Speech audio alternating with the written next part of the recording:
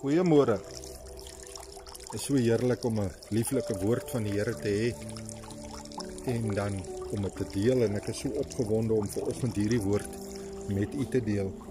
Die welbekende gedeelte waar Jesus op die see wandel kom uit Matteus 14, maar daar is ook 'n gedeelte opgeteken in Matteus 6 vanaf vers 45 tot 54. En ek wil vir juis vanoggend uit hierdie gedeelte uitpraat. Weet jy, in die opskrif van my boodskap vanoggend is: loop Jesus, of voel dit soms of Jesus verby u loop?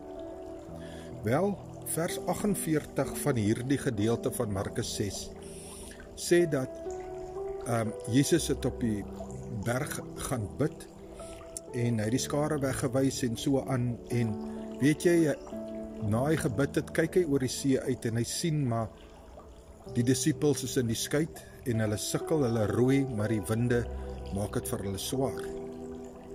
So, kom ons gaan terug na die begin toe, vers 45. Jesus gee vir hulle 'n opdrag.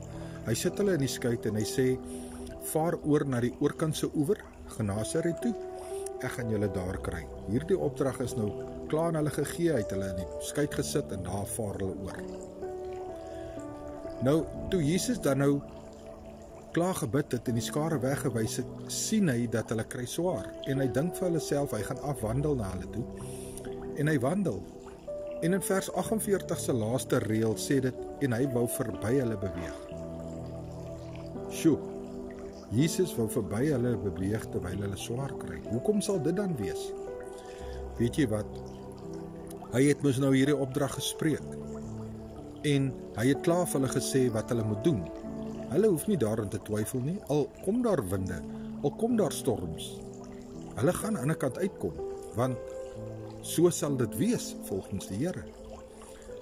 Weet jy wat? Wat leer ons hieruit? Die feit wat ons hieruit leer, of iets wat ons hieruit leer, is die feit dat in ons daaglikse lewe, in die skeidwêreld van hierdie lewe, kom daar storms, daar kom winde, daar kom dinge wat pla, daar kom aanvalle. Al hierdie dinge kom. Maar weet jy wat? As jy Jesus as jou redder en jou saligmaker aangeneem en jou oë op hom hou en sy woord aanneem en die opdrag wat aan jou gegee is om disippels te maak van nasies, om die woord van die Here te saai, sal jy aan 'n kant uitkom. In ander woorde, jy sal die ewige lewe maai. En ons moet ons oë op dit gefestig hou. Ons moet ons gedagtes daarin hou. Want weet jy, net na die vermeerdering van die brode het hy dit gedoen. Hierdie vermeerdering van die brode was dat hy is die bron. Hy is alles wat ons benodig, het sy dit liggaamlik of geestelik is. En ek en jy moet op daai plek kom waar ons 100% op die Here vertrou vir alles wat ons benodig. En daarom, al kom dit en al voel dit soms of Jesus verby jou loop, hy doen dit nie omdat hy jou nie lief het nie. Hy doen dit sodat jy kan leer in jou stormagtige omstandighede, waar dinge so pla, waar die Satan kom en by jou wil kom steel, of hy kom in die vorm van 'n leeu om jou te verskeer, of hy kom verdraai die woord, dat jy moet weet, om te volhard in die gees van God, is van so 'n aard dat die Satan jou aangesig moet verlaat. Weer dit net in hierdie storms van hierdie skeidlewe waarin ons elke dag is.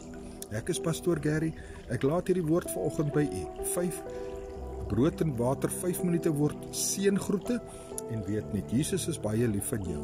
En in jou skeid omstandighede, jou wêreld skeid wat jy elke dag is, wil Jesus van jou hoor. Al jou vertroue in hom en jy sal vrede ervaar. In Jesus naam. Amen.